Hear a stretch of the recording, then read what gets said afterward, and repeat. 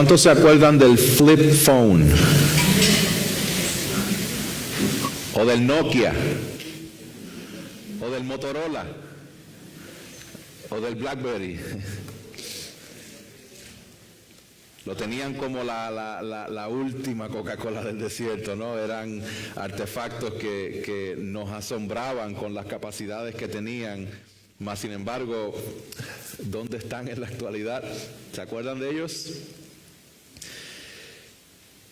La forma en que estos objetos revolucionaron el mercado fue bien interesante y tenían en cierta manera algún tipo de control sobre el mercado hasta que en el año 2007 se lanzó un artefacto, específicamente el 9 de enero del 2007, un hombre de apellido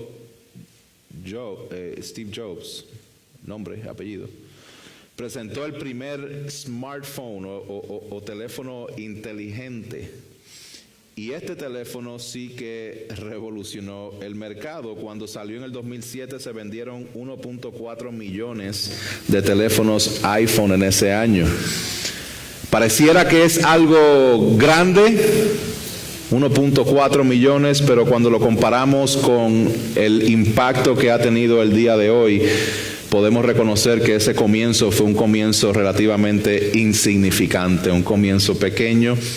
El día de hoy, iPhone vende aproximadamente 28,000 teléfonos por hora, para un promedio de casi 230 millones de teléfonos al año. Al sol de hoy han vendido sobre 2 billones de teléfonos al mercado, han acaparado el mercado, han tenido un dominio, han establecido como un reino de los teléfonos. Y yo sé lo que tú estás pensando. Yo tengo un Android y es mejor que los iPhone. Exacto, ese es el punto. Que por más grandes que son los reinos que puedan establecerse en esta tierra, específicamente el del iPhone, siempre se levanta una competencia. Y yo puedo asegurarte algo, mis hermanos, y esto, si lo quiere tomar proféticamente, agárrelo proféticamente, pero yo les aseguro que en varios años el teléfono que usted tiene ahora no va a servir para nada. ¿Cierto? Por más nuevo que sea, no importa que tenga el último, en unos cuantos años lo que usted tiene en la mano va a ser obsoleto.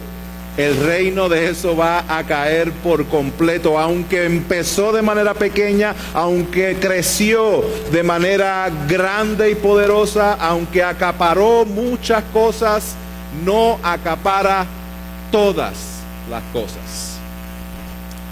Y en esta mañana yo quiero predicar y traer este mensaje titulado El crecimiento y la influencia del reino. El crecimiento y la influencia del reino de Dios. Es el comienzo del reino de Dios donde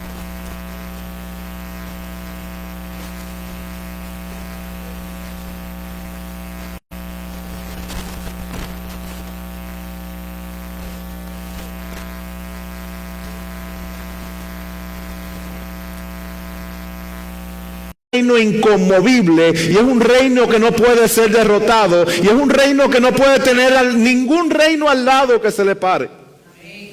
El reino de Dios. Y este reino empieza de manera pequeña y este reino va creciendo y va en aumento y va influyendo de una manera bien penetrante en todas las esferas hasta que alcanza todo. Habiendo dicho eso, vamos a darle lectura una vez más a estos versos. Porque aquí Jesús está compartiendo otra parábola contándole a la multitud y a los discípulos que estaban con él. Y él dice, el reino de los cielos es semejante a un grano de mostaza que un hombre tomó y sembró en su campo. Y que de todas las semillas es la más pequeña, pero cuando ha crecido es la mayor de las hortalizas y se hace árbol, de modo que las aves del cielo vienen y anidan en sus ramas. Vamos a desempacar esta parábola porque es importante que la entendamos de la manera en que el Señor Jesús la comunicó de manera comunicó aquí en el Evangelio de Mateo. Y para eso vamos a dar un poco de contexto. Mateo, recuerden que escribe a los judíos para demostrar que Jesús es el Rey, Mesías anunciado del Antiguo Testamento. Jesús vino a salvar. En Mateo 3:2, Juan el Bautista exclamó: arrepiéntanse porque el reino de los cielos se ha acercado. Y que este Rey que se había acercado bautizaría con Espíritu Santo y fuego, dice en el verso 11. Ahora el capítulo siguiente vemos que este reino de los cielos que se ha acercado y este Rey Mesías es enviado al desierto. Y en el desierto es tentado, y en el desierto él pasa por las dificultades y vence lo que tú y yo no pudimos hacer. Pareciera ser que este reino que Jesús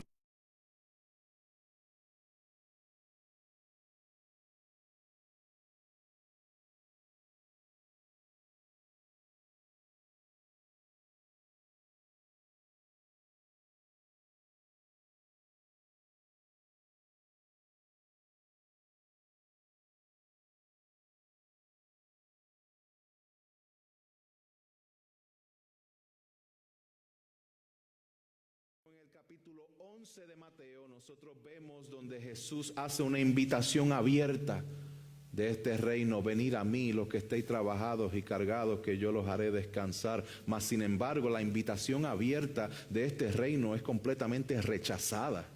La reacción de la gente fue: él tiene un demonio.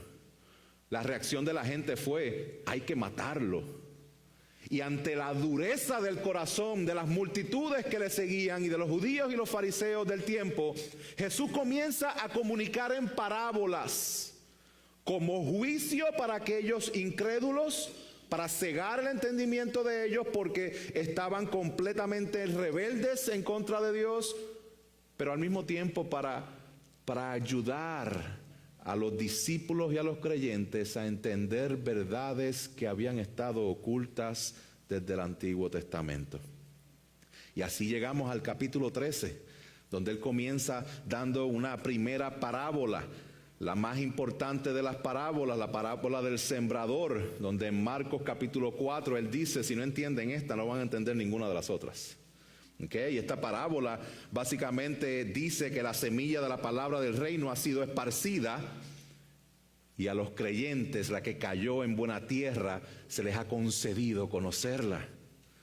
Luego da otra parábola, la parábola del trigo y la cizaña, que en resumen la parábola dice que hay hijos de Dios y hay hijos del diablo cohabitando juntos en el mundo. Los primeros serán bendecidos eternamente y los segundos serán condenados eternamente. Hermanos, esto puede resaltar preguntas en los discípulos. Imagínese usted estando allí y usted está escuchando de que va a haber hijos de Dios, hijos del diablo, juntos en el mundo, creciendo juntos hasta el día del juicio.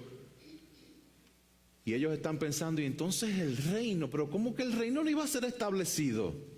¿Qué pasó con el reino? Si se estableció el reino de Dios, ¿cómo es que estamos creciendo, no? Con el enemigo y con los hijos del diablo. ¿Y cómo es que no los vas a arrancar hasta el juicio? Hay que esperar todo este tiempo. A lo cual el Señor Jesús trae una siguiente parábola.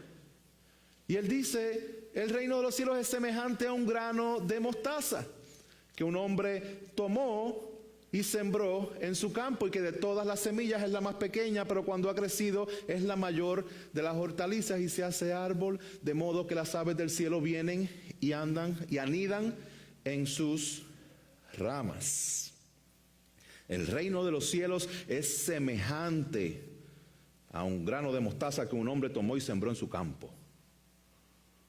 El reino de los cielos es semejante a un grano de mostaza que un hombre tomó y sembró en su campo. Vamos a desempacar estos elementos para que entendamos esta parábola y vemos el grano de mostaza.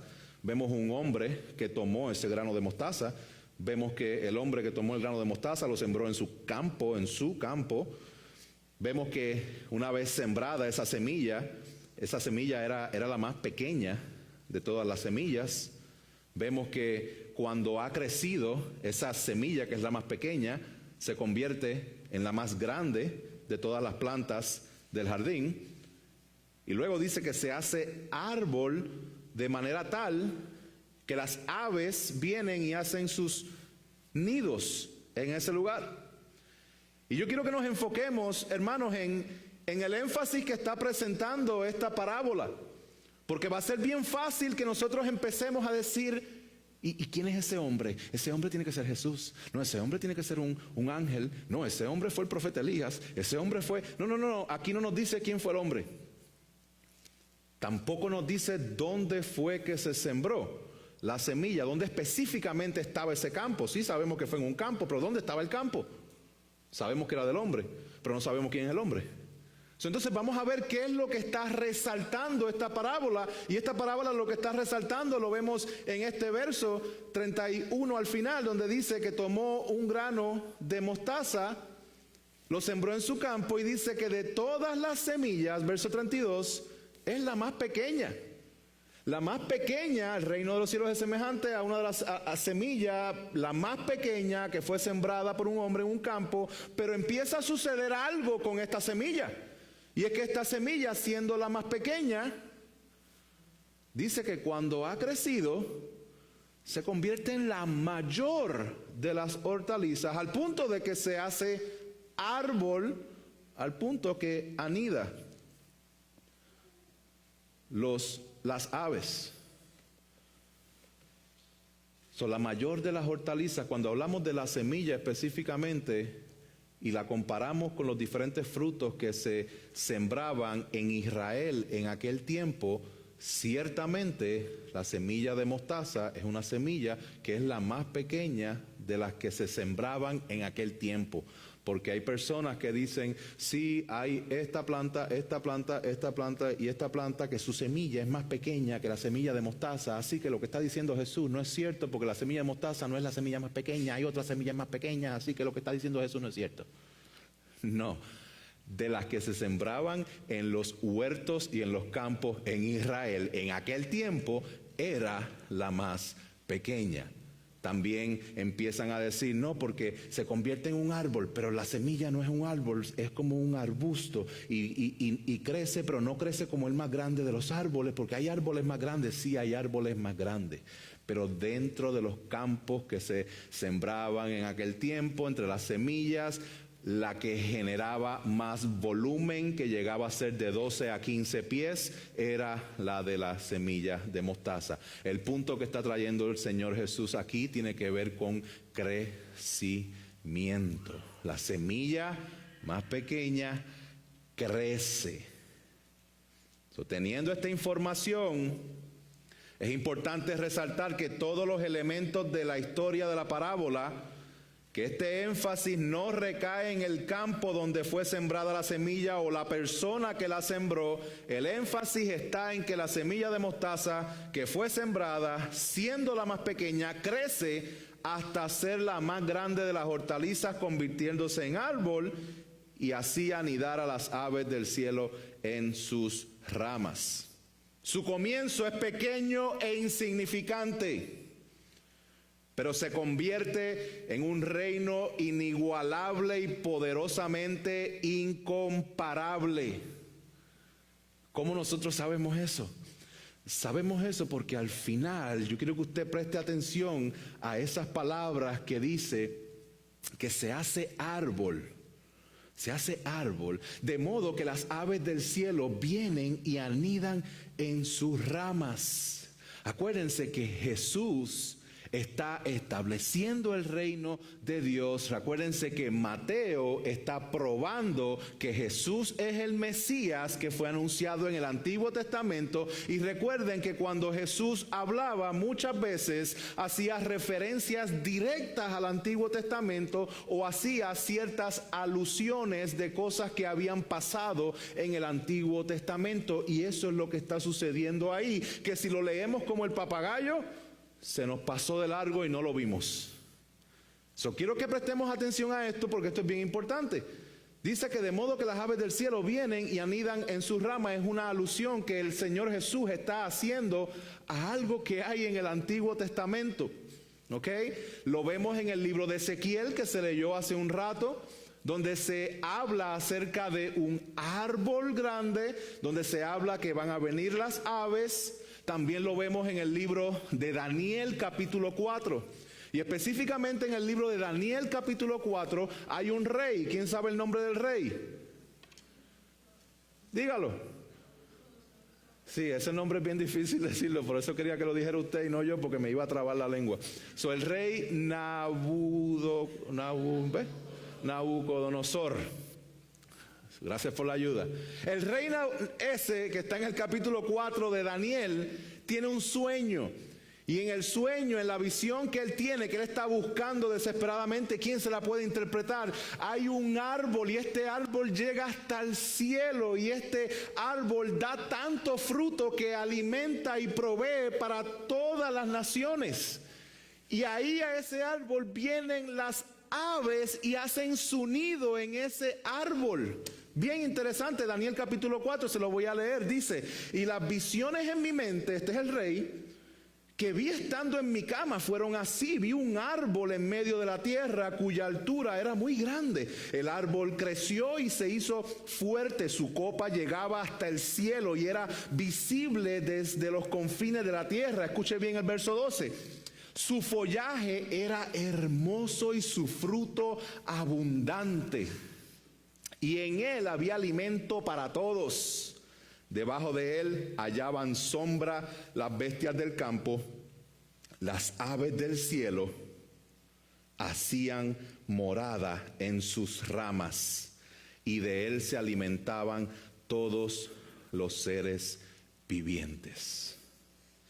En las visiones de mi mente vi que estando en mi cama había un vigilante, un santo que descendió del cielo clamando fuertemente. Dijo así: derriben el árbol, corten sus ramas, arranquen su follaje, desparramen en su fruto, huyan las bestias que están debajo de él y las aves sus ramas. ¿Qué está haciendo Jesús dando alusión a Daniel capítulo 4? Que hay un reino.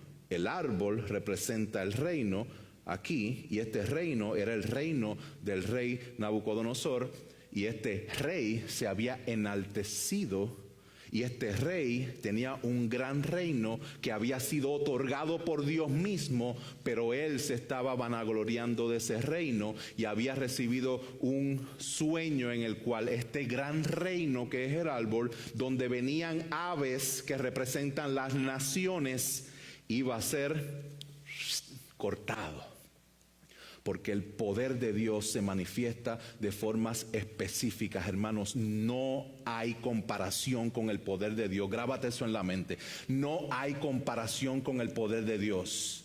El reino de Dios está siendo establecido de manera lenta, de manera paulatina. Cuando Dios decide hacer algo, Él lo hace y no hay nada que pueda pararse y compararse con su poder. Este rey inmediatamente, lo vamos a predicar en unas semanas, Daniel capítulo 4, probablemente como en 2 meses vamos a estar en Daniel capítulo 4. El primero de febrero empezamos con Daniel. Ya mismo empezamos con Daniel, pero se van a dar cuenta que Dios le quitó el reino a Nabucodonosor inmediatamente. No fue paulatino. Cuando Dios obra de manera intensa, específica. Este reino, que era el más grande dado por Dios a un hombre, cayó como si nada. Jesús está diciendo de manera de contraste: el reino de los cielos es como una semilla que parece pequeña e insignificante, pero va a ser un reino donde van a venir naciones de otros lados y los cobijará a todos, y habrá fruto para todos, y estará abierto para todo aquel que cree en el Hijo de Dios. El Señor Jesús está diciendo: el reino de los cielos es infinitamente más poderoso al reino que fue dado a Nabucodonosor, que era un reino impactante ante los ojos humanos. Hay poder en el reino de Dios. Hay poder en lo que Dios ha hecho por medio de su Hijo. Entonces, vemos que el reino comienza pequeño, pero Jesús está diciendo, va a crecer de manera tal que todos los reinos de la tierra no se le paran al lado. Y así transiciona a la siguiente parábola. Verso 33, esta parábola está en un verso. Verso 33 dice, les dijo otra parábola. Y la razón por la cual vamos directo aquí es porque esta parábola es bien similar. El punto de la parábola es básicamente el mismo de la del grano de mostaza.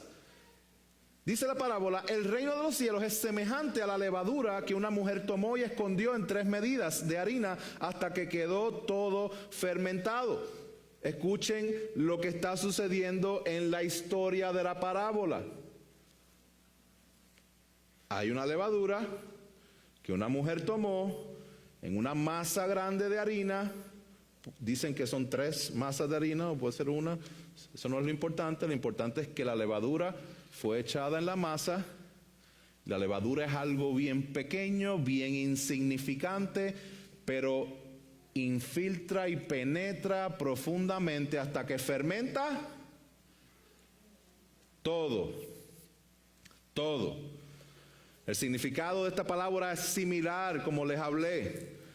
Es interesante porque el reino de los cielos aquí es retratado como levadura, que multiplica, penetra calladamente con todo lo que entra en contacto.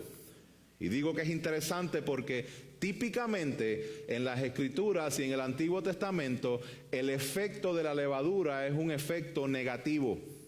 Lo vemos en el Antiguo Testamento y lo vemos en el Nuevo Testamento. Jesús decía, cuidado con la levadura de los fariseos. La levadura es representada como algo negativo, algo que daña.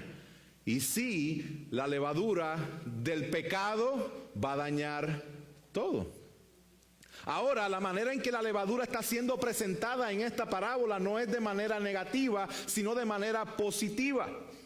Estamos en reversa de lo que está en el Antiguo Testamento. Jesús está dándole reversa a toda la obra del diablo y ahora está dándole acción a lo que es a la obra redentora de Dios. Entonces, esta levadura, pequeña e insignificante, alcanza todo. Matthew Henry lo describió de esta manera. Él dijo, la levadura es interpretada por muchos como una fuerza penetrante que todo lo invade, todo lo transforma, todo lo revoluciona. Así penetró el evangelio en todas las mentes, en todas las instituciones, en todos los lugares del imperio romano. Un puñado de iletrados pescadores, con la palabra del evangelio y el poder del Espíritu, conquistaron el mundo para Cristo sin armas, sin elocuencia y sin dinero. Es una fuerza que obra desde adentro hacia afuera y transforma al individuo al efectuar en él un cambio sustancial que afecta todas las esferas de su vida. La semilla de mostaza, siendo la más pequeña, se convierte y crece en la hortaliza más grande, o la planta más grande, o el árbol más grande de ese campo. La levadura penetra en lo más profundo hasta que fermenta todo. El reino de los cielos se va a manifestar externamente en la semilla y se va a manifestar internamente en la levadura. ¿Cómo nosotros vemos esto en las Escrituras? Hermanos, vamos a ver cómo es que Dios ha obrado tanto en la manera que Cristo fue encarnado, la manera en que Cristo ministró, la manera en que Cristo nos ha dado salvación, la manera en que los discípulos van avanzando el reino, la manera en que la iglesia está avanzando el reino. Y esto es bien interesante, hermanos, porque el reino crece de ser insignificante para muchos al principio, pero va creciendo y es lo más poderoso que hay, es el reino de Dios. Esto lo vemos en el ministerio del Señor Jesús. ¿Cómo comienza el ministerio del Señor Jesús? ¿O cómo comienza esa etapa de la encarnación de Dios en la tierra? La palabra del Señor dice en Lucas capítulo 2, versos 6 y 7, que sucedió que mientras estaban ellos allí, se cumplieron los días de su alumbramiento y dio a luz a su hijo primogénito. Lo envolvió en pañales y lo acostó en un pesebre porque no había lugar para ellos en el mesón. Ese reino que fue establecido, ese reino que estaba comenzando a ser inaugurado en la presencia de Dios en Cristo Jesús, que venía a salvar. ¿Cómo llegó? ¿Con bombos y platillos? No, llegó de la manera más insignificante para muchos, en un pesebre, y en un pesebre porque no había espacio para él en otro lugar. Ahora, Jesús se quedó ahí. Hermanos, en su niñez Jesús vive en el anonimato, Jesús vive en el extranjero cuando va a Egipto en Mateo capítulo 2. De adulto Él comienza su ministerio siendo tentado por Satanás en el desierto. ¿Qué manera de empezar? Jesús predica la palabra del reino, Jesús sana enfermos, Jesús levanta muertos, Jesús ejerce poder y autoridad sobre naturaleza, sobre los demonios, hasta la misma muerte. Jesús padeció hambre, padeció cansancio y sufrió el desprecio de los suyos. Jesús fue abandonado, Jesús fue traicionado. Siendo Dios, se ofrece a sí mismo como sacrificio expiatorio, muriendo en una cruz. Parece insignificante todo esto y parece que este reino no está haciendo sentido porque el rey está muerto en la cruz, pero al tercer día resucita. La muerte no lo puede retener. Y es ascendido a los cielos y el sacrificio es aceptado y ahora hay salvación en Cristo. Y por eso Pablo dice a los Filipenses capítulo 2, por lo cual Dios también lo exaltó hasta lo sumo y le confirió un nombre que es sobre todo nombre, para que en el nombre de Jesús se doble toda rodilla de los que están en el cielo, en la tierra, debajo de la tierra, y toda lengua confiese que Jesucristo es Señor, para la gloria de Dios Padre. ¿Cómo suena ese verso al lado del pesebre?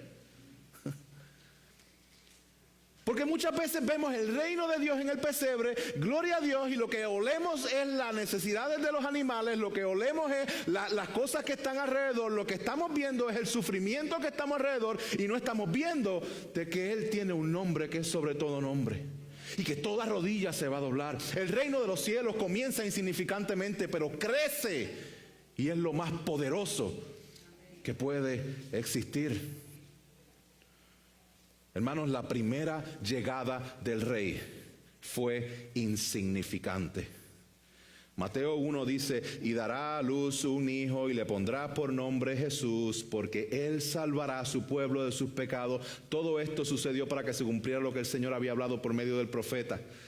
Y he aquí la Virgen concebirá y dará a luz un hijo y le pondrán por nombre Emanuel, que significa Dios con nosotros. Dios con nosotros a un pesebre. Esa fue su primera llegada. Quiero leerte ahora cómo va a ser su segunda llegada.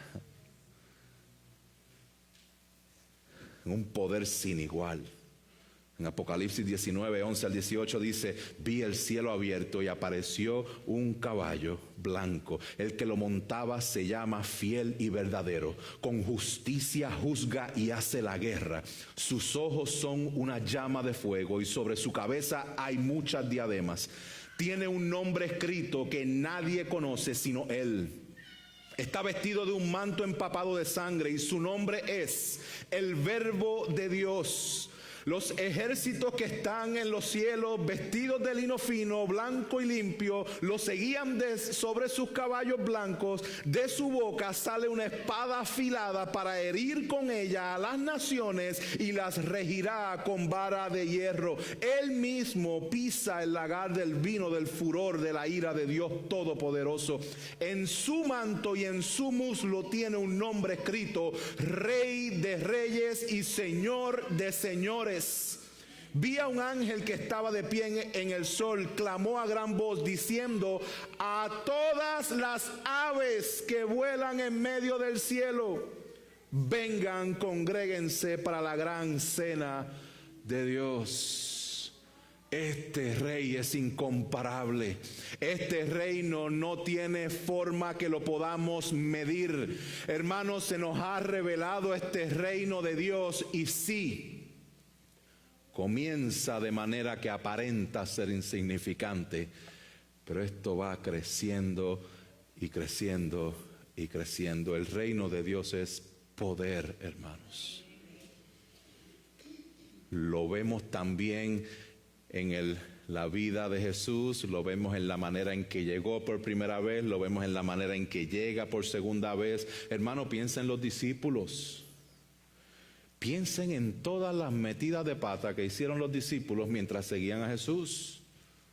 Lo vimos la semana pasada en la introducción de Marcos, ¿no? Jesús les dice, es necesario que el Hijo del Hombre padezca, que vaya a la cruz. No, de ninguna manera, Jesús. En inglés dice que Pedro comenzó a rebuke. He rebuked Jesus. Regañó a Jesús. ¿Cómo nos veríamos nosotros regañando a Dios? Así de tontos son los discípulos, hermanos. Así de tontos somos nosotros muchas veces. Jesús anuncia por segunda vez, es necesario que yo vaya a la cruz, que vaya a padecer y que esta es la forma en que yo los voy a salvar. Y vienen los discípulos, empiezan a decir, viene un reino, entonces ¿quién va a ser el mayor del reino? ¿Cuál va a ser mi beneficio? Típico del ser humano, buscamos de Dios no porque necesariamente querramos a Dios, sino porque queremos lo que Dios puede darnos. Estos son los discípulos que Jesús les anuncia por tercera vez que es necesario que Él vaya a la cruz, que Él muera para salvar. Y ahí está Jacobo y Juan diciendo, ¿y quién se va a sentar a tu derecha? ¿Y quién se va a sentar a tu izquierda? ¿Puedo ser yo? Hermanos, eso es un retrato de usted y mío también. Así somos. Así de torpes somos muchas veces. Y es necesario que nosotros entendamos la manera en que estos discípulos, siendo así de insignificantes, la manera poderosa como Dios los usó. Hermanos, tenemos que entender lo que Dios ha puesto en nosotros. En 1 de Pedro 2, 9 y 10 dice, pero vosotros sois linaje escogido, real sacerdocio, nación santa, pueblo adquirido para posesión de Dios, a fin de que anunciéis las virtudes de aquel que os llamó de las tinieblas a su luz admirable. Hermanos, cuando Jesús fue arrestado, los discípulos huyeron. Todos lo abandonaron. Tomás después lo dudó. Pedro lo negó. Mas sin embargo, cuando Cristo resucitó y el Espíritu Santo descendió y ellos embestidos del poder del Espíritu Santo, la gente se asombraba. En Hechos capítulo 4 verso 13 dice que al ver la confianza de Pedro y de Juan, dándose cuenta de que eran hombres sin letra y sin preparación, se maravillaban y reconocían que ellos habían estado con Jesús. Este es el reino de los cielos, que es como una semilla de mostaza, que es como una levadura, pero que va impactando todo, que va influyendo todo, que va penetrando todo. Aquellos que no se atrevían a sacar cara delante de Jesús. Pedro negó al Señor Jesús delante de una niña. Y ahora está dispuesto a dar su vida por Él, inclusive la dio. Hechos 17:6 dice, hablando de Pablo y de Silas, dice, esos son los que han trastornado al mundo y han venido aquí también. Hermanos, ¿se habla así de nosotros? ¿Se habla así de nosotros? Ese es el que se pasa hablando del Señor. Ese es el que su vida podemos ver que hay algo diferente. Y Él dice que es Jesús. Nuestra vida está comunicando de que nosotros tenemos esta esperanza, de que el reino de Dios, que a lo mejor nos sentimos insignificantes en cierta manera porque ponemos nuestros ojos en nosotros mismos. ¿Nos sentimos de esta manera, hermanos? Esto es un retrato del reino de Dios siendo establecido en los discípulos y es un retrato del reino de Dios siendo establecido en la iglesia. Hermanos, los discípulos del Señor Jesús, los seguidores de Él, eran alrededor de unos 120 cuando comenzó la iglesia. Y ellos estaban en ese aposento alto, llenos de miedo, llenos de miedo. Y estando ahí, el Espíritu Santo descendió y lo que parecía insignificante, de momento ellos reciben una tarea, un mandato de ir por el mundo. Un chorro de miedosos que están en un aposento alto, 120, ¿cómo es posible que van a ir al mundo? Comenzó como algo insignificante y el día de hoy, 2000 años después, todavía estamos proclamando las grandezas del Señor Jesús por esa primera iglesia. Hermanos, todo esto es un retrato. Apocalipsis 5, 9 y 10 dice: digno eres de tomar el libro y de abrir sus sellos, porque tú fuiste inmolado y con tu sangre compraste para Dios a gente de toda tribu, lengua, pueblo y nación, y los has hecho un reino y sacerdote para nuestro Dios, y reinarán sobre la tierra. El avance del reino de Dios parece insignificante, casi imperceptible, como una pequeña semilla o como la levadura escondida en la masa de pan, pero su influencia finalmente se extenderá a las naciones completas. De esto es que trata estas dos parábolas. El reino de Dios crece y el reino de Dios es influencia penetrante hasta que lo alcanza todo. Hermanos, no hay comparación. Cuando usted piensa en el final de los tiempos y en las guerras que van a suceder desde el fin de los tiempos, no piense que hay una batalla entre iguales, no piense que va a haber lucha. El Señor viene con poder a ejercer su juicio.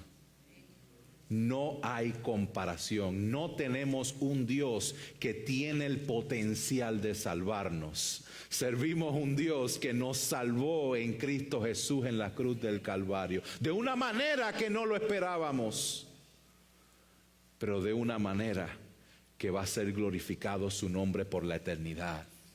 Y los reinos de toda la tierra, todos juntos y todos combinados, de todos los tiempos, no se paran al lado al Rey y al reino de Dios. Ya vimos que la semilla y la levadura crece y que es influencia, y quisiera dedicar los últimos minutos que voy a estar compartiendo este mensaje enfocando en cómo se ve esto de manera específica en nuestra vida. ¿Cómo se ve ese reino en tu vida? Porque sabemos que Dios está en control, porque sabemos que el reino es de Él, sabemos que Él ha establecido el reino, sabemos que el reino ha sido inaugurado en Cristo Jesús. No se ha consumado por completo, pero ya fue inaugurado. Sabemos todas estas cosas del poder, pero la pregunta es cómo ese reino se está manifestando en tu vida personal. Hermanos, como pastor, una de las bendiciones más grandes que recibo, y cada pastor puede testificar de esto, es cuando vemos hermanos enamorados de la palabra del Señor y siendo impactados por la misma. Cuando tú empiezas a ver cambios, cuando tú ves una persona derrotada en su pecado, pero de momento la fe de esa persona empieza a establecerse en la palabra que ha sido revelada, y Dios empieza por medio del Espíritu Santo, por la obra de Jesucristo, a transformar esa persona. Es gratificante verlo. Y de la misma forma que esto es una de las cosas más gratificantes de ver y de experimentar y de ser testigo, también es una de las cosas más dolorosas el ver personas que llaman ser cristianos, pero no puedes ver evidencias en ellos de que el reino va creciendo. Hermanos, el reino de los cielos crece. Tenemos que evaluar nuestra vida en cómo realmente estamos, si la influencia penetrante que tenemos en todas las áreas de nuestra vida es la influencia de la palabra de Dios o es la influencia del mundo, porque eso se manifiesta externamente. Lo que está sucediendo en tu corazón se va a manifestar de una manera externa que va a poder ser visible. Ay, pastor, usted está juzgando. No, simplemente estoy describiendo lo que tú me estás mostrando. De la abundancia del corazón habla la boca. Nosotros vamos a manifestar con nuestras acciones lo que simplemente está dentro de nuestro corazón. Mis hermanos, y si la palabra de Dios no es la que está influyéndonos desde adentro, no hay forma que de manera externa podamos reflejar los frutos del Espíritu Santo. ¿Cómo es que yo puedo perdonar a aquel hermano? Es que tú no entiendes lo que él me hizo, tú no sabes la forma en que me hirieron, tú no sabes el dolor que yo cargo. Hermanos, es que el reino de los cielos es algo pequeño que va creciendo. La pregunta que te hago es: ¿cuál es tu influencia? ¿Qué te está influyendo más? ¿Cuáles son las cosas que estás dedicando más tiempo? Porque mientras más tiempo dediques a algo, más esa cosa te va a influenciar. Sea lo que sea. Eso es importante que evaluemos de manera bien específica e identifiquemos de que el reino de Dios se manifiesta de las dos formas, de manera externa y de manera interna. De la misma manera en que podemos tener personas que profesan fe, pero no hay frutos externos. Déjame dar un viraje en U, porque también hay personas que aparentan mostrar frutos externos, pero adentro no está pasando nada. Hermanos, jugar a ser cristiano es posible. Jugar a ser cristiano es posible. Y es posible que nosotros podamos jugar a ser cristianos por mucho tiempo y engañar a todo el mundo. Y mostrarnos de manera noble, de manera moral. Mas sin embargo, el deleite interno de tu corazón todavía no es el Señor, sino los halagos que recibes por tu bondad. Y tenemos que realizar esto, porque el fin de todas las cosas es la gloria de Dios. Y si con mis buenas obras yo no estoy exaltando la gloria de Dios, significa que con mis buenas obras yo estoy exaltando mi propia persona.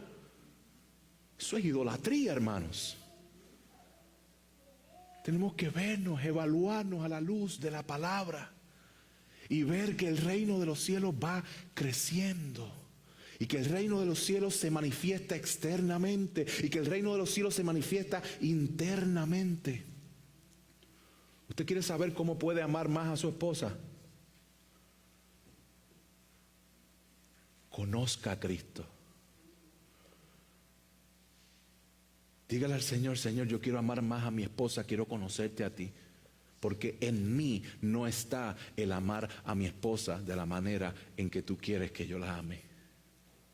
Tú quieres amar más a tu esposo, tú quieres respetar a tu esposo, aun cuando tu esposo a lo mejor no sirve al Señor, aun cuando te está haciendo la vida imposible. Sométete al Señor sobre todas las cosas.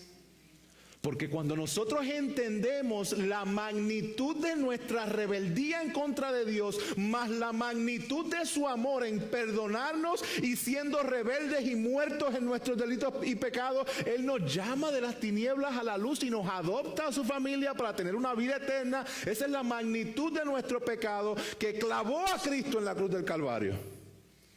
Hay un énfasis de las bocinas para que se queden con esa. Si esa es la magnitud de lo que nuestro pecado le hizo a nuestro Salvador, y Él aún así nos perdonó, así debemos perdonar nosotros, no basado en nuestras fuerzas, basado en su fuerza. Hermanos, no hay forma en que nosotros vivamos con un reino de Dios siendo establecido y creciente en nosotros, si nosotros no estamos siendo influenciados penetrantemente por su palabra y conociendo de Él internamente. Para poder amar a los hermanos tienes que amar a Cristo. Y por eso es la importancia de estar juntos. Por eso la importancia de congregarse. Por eso la importancia de que tu vida cristiana sea por medio de una iglesia local, a través de una iglesia local, porque es en una iglesia local donde tú vas a poder poner en práctica todas las cosas que aparecen en las Escrituras que te ayudan a ir en crecimiento de ese reino de Dios en ti. Poco a poco quiero retarlos a evaluarse seriamente de cómo el reino de Dios está creciendo. De igual manera, no solamente quiero lanzarles un martillazo de evaluarse y de verificar, también quiero animarles. Quiero animarles y recordarles que el reino de los cielos es como una semilla de mostaza. Y que de la misma manera en que Jesús nació en un pesebre y que los discípulos no entendían y que la iglesia empezó con un grupo de personas que estaban repletos de miedo, hay muchas áreas en tu vida que tú vas a ver como que lo que está sucediendo es insignificante. Pero quiero animarte porque no se trata de ti, se trata del Señor y de lo que Él va haciendo en tu vida. Ustedes saben que delante de los ojos de Dios, nosotros somos más grandes que la persona más grande de este mundo. ¿Ustedes se ven así? Porque yo quiero recordarte lo que dice la palabra en el libro de Mateo 11:11, y esto es hablando de Juan el Bautista. Juan el Bautista es el último de los profetas del Antiguo Testamento. Es una persona altamente estimada, altamente respetada. Es una persona, wow, este es el mensajero que abrió camino para el Mesías, el Salvador. Después de 400 años de silencio, esta es la persona que Dios usa para dar entrada y anunciar que el reino de los cielos se ha acercado. Este es Juan el Bautista. Y Mateo 11, el Señor Jesús dice: en verdad les digo que entre nacidos de mujer no se ha levantado nadie mayor que Juan el Bautista. Nadie mayor que Juan el Bautista. Jesús, ¿se te olvidó Moisés? ¿Se te olvidó Abraham? Jesús está claro en decir: no hay nadie mayor nacido de mujer que sea más grande que Juan el Bautista. Mas sin embargo, ahí no hay un punto, ahí hay un punto y coma, y dice: sin embargo, escuche bien esto, sin embargo, el más pequeño en el reino de los cielos es mayor que él. ¿Alguna vez tú te has visto así? Si estás en Cristo, ¿te estás viendo como Dios te ve? Esto debe ser un ánimo, hermano. Esto debe animarnos a que sí, no estoy viendo lo que quisiera ver, pero definitivamente no estoy en el mismo lugar donde estaba. Yo quiero que nosotros nos evaluemos y digamos cómo realmente estoy siendo influenciado, cómo el reino está avanzando en mí. Pero también hazte la pregunta: ¿cómo estabas hace un año atrás? ¿Cómo estabas hace 5 años atrás? Si estás en el mismo lugar espiritualmente, preocúpate. Ahora, si esa semilla del grano de mostaza ha estado en ti en este tiempo, la garantía que me da este texto es que ha ido en aumento. Y mi oración es que puedas ver e identificar que Dios ha ido trabajando contigo. Que si Dios ha ido trabajando contigo, es porque Él es el que te sostiene. Y si Él te ha sostenido, Él va a seguir sosteniéndote hasta el último día. Qué gran esperanza tenemos, hermanos. Qué gran esperanza tenemos en Cristo. De que empezó como una semillita de mostaza, como una pequeña pizca de levadura, pero va acaparando todo. Va acaparando cada área. Y sí, todavía hay áreas en mi vida que lucho en rendir al Señor, pero es mi esperanza y mi oración que Él me va a ayudar a rendirlas a Él. Lo mismo contigo, hermano. Lo mismo contigo. Pablo dice a los Gálatas: pero ahora que conocen a Dios. ¿Ustedes conocen a Dios? Y luego él se retracta y dice, o más bien, que son conocidos por Dios. No te jactes que conoces a Dios. Regocíjate en que Él te conoce a ti. Hermanos, en Mateo 7 hay uno de los pasajes más trágicos para todos aquellos para cualquier persona. Personas que dicen, Señor, Señor, pero hicimos esto en tu nombre, echamos fuera demonios, hicimos esto. Y ahí está la lista de todas las cosas que hicieron. Y el Señor Jesús les contesta, apartados de mí. ¿Por qué? Porque nunca os conocí. El que está en Cristo con la semillita de mostaza y que va creciendo, dice Pablo, que es conocido de Dios. Dios conoce tu vida, Dios conoce tu pasado, Dios conoce tu presente, Dios sabe tu futuro. Qué gloria el que podamos descansar en Él. Y no solamente eso, hermanos, como personas que tenemos el reino de Dios, de la misma forma que ese árbol representa el reino y que las aves son naciones, los gentiles que llegan al mensaje del Evangelio. Hermanos, nosotros tenemos el reino de Dios en nosotros y cada semana nosotros salimos a un mundo donde también hay cizaña. Están en el vecindario, están en su trabajo, están en la escuela, están donde quiera que usted vaya. Eso es importante que vivamos en una vida en la cual nosotros estemos influyendo. Nosotros tenemos y creamos una expectativa en nuestra mente de que vamos a predicar a Cristo y que la gente va a venir a los pies del Señor y nos van a hacer como cuando le hicieron a Pedro en Hechos capítulo 2. ¿Y qué pues haremos a eso? ¿Verdad? Le van a contestar de esa forma cuando compartimos el Evangelio. Hermanos, pero lo que nos enseña la palabra es la consistencia en la cual nosotros debemos influir en todos los lugares donde nosotros estamos. Predicaste el Evangelio, te rechazaron, predícalo otra vez. Te están haciendo la vida imposible en el trabajo, ámales, muéstrales a Cristo. Cáusales intriga de cómo es posible que esta persona, tan mal que la trate, me trate tan bien de vuelta. Haz que estas personas se pregunten ellos mismos, ¿qué tiene esta persona que yo no puedo sacarlo de quicio? ¿Qué tiene esta persona? Hasta que te pregunte cuál es tu esperanza, por qué tú vives de esta forma, por qué te hablan de esto y tú no respondes, por qué tú pones la otra mejilla, por qué tú perdonas, por qué. Y ahí está la puerta abierta para tú decir, es que hay una semillita de mostaza que el Señor ha puesto en mí, me ha salvado, me ha dado vida, me ha dado esperanza. Cristo murió por los pecadores y reconozco que soy un pecador y Dios me ha dado vida, me ha perdonado y me ha dado vida eterna. Esta es mi esperanza. Yo tengo una esperanza que no está aquí en este mundo, es una esperanza que va más allá. Hermanos, el mundo está como está porque su única esperanza es aquí. Eso es depresivo. Pablo dice a los Gálatas, no nos cansemos de hacer el bien. No te canses de hacer el bien, pues a su tiempo, si no nos cansamos, segaremos. Así que entonces hagamos bien a todos, según tengamos oportunidad, y especialmente a los de la familia de la fe. Seamos influencia, influyamos todo. Hermanos, y no pierdas las oportunidades de aprender la palabra.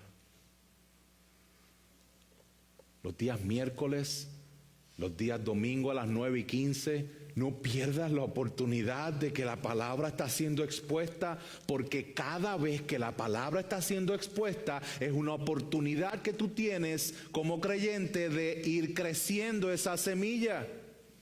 Por lo tanto, todas las veces que no estás presente son oportunidades que simplemente las estás echando a un lado. Oportunidad de crecer en la palabra de Dios, pero estoy cansado. Oportunidad de conocer más de lo que Dios ha hecho por ti, pero es que hay que madrugar. Pero es que el trabajo, pero es que la distancia, es que, y hay montones de excusas y de excusas y de excusas. Al fin del día sí van a haber excusas válidas. Yo reconozco eso, hay excusas válidas. Hay días en que no vas a poder por más que trates y está bien, no estoy hablando de esos momentos. Estoy hablando cuando las excusas se convierten en el diario. Y no es común verte aquí cuando la palabra está siendo expuesta. Este es el llamado de nosotros y el compromiso de nosotros como creyentes, que cuando la palabra está siendo expuesta, estés aquí para que puedas recibirla, para que el Espíritu Santo te ayude a crecer esa semilla y pueda ser de bendición creciendo en el reino de Dios. Esta palabra penetra hasta partir el alma. Hebreos 12 dice, capítulo 4, verso 12, porque la palabra de Dios es viva y eficaz, más cortante que cualquier espada de dos filos, penetra hasta la división del alma y del espíritu, de las coyunturas y los tuétanos, y es poderosa para discernir los pensamientos y las intenciones del corazón. Esa es la palabra de Dios. No pierdas la oportunidad de crecer en la palabra de Dios. Hermanos,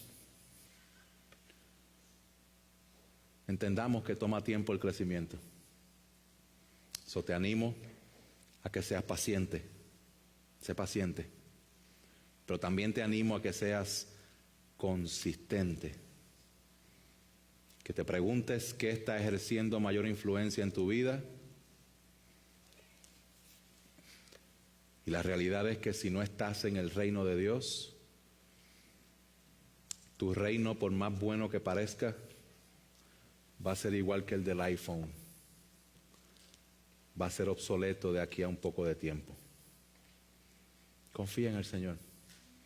La oferta de salvación, si no estás en Él, está abierta para que pongas tu fe en Cristo, para que Él sea el Rey de tu pequeño reino, para que seas parte de su reino inconmovible, como lo dice Hebreos capítulo 12, verso 28, por lo cual, puesto que recibimos un reino que es inconmovible, demostremos gratitud mediante la cual ofrezcamos a Dios un servicio aceptable con temor y reverencia, porque nuestro Dios es fuego consumidor. Hermanos, su reino, insignificante para muchos al principio, crece como ningún otro reino y su influencia cubrirá todo. Oramos. Padre Celestial, te damos gracias por tu palabra. Gracias porque eres fiel, porque tú has dado vida, Señor, a todos aquellos que han venido en arrepentimiento y fe a ti. Gracias por tu fidelidad, gracias por tu bondad. Y yo pido que esta palabra, por tu Espíritu Santo, sea incrustada en nuestra mente, en nuestro corazón, que podamos entenderla, ponerla en práctica, que entendamos, Señor, que el reino de Dios, aunque parezca que no estás obrando, es algo que va creciendo y que no hay nada igual a tu reino. Te damos toda la gloria y reconocemos que tú tienes todo el poder y todo el dominio, y a ti nos rendimos en el nombre poderoso de Jesús. Amén. Amén. Pongámonos de pie, hermanos, cantemos cuán grande es Él, pero sigamos meditando en la palabra que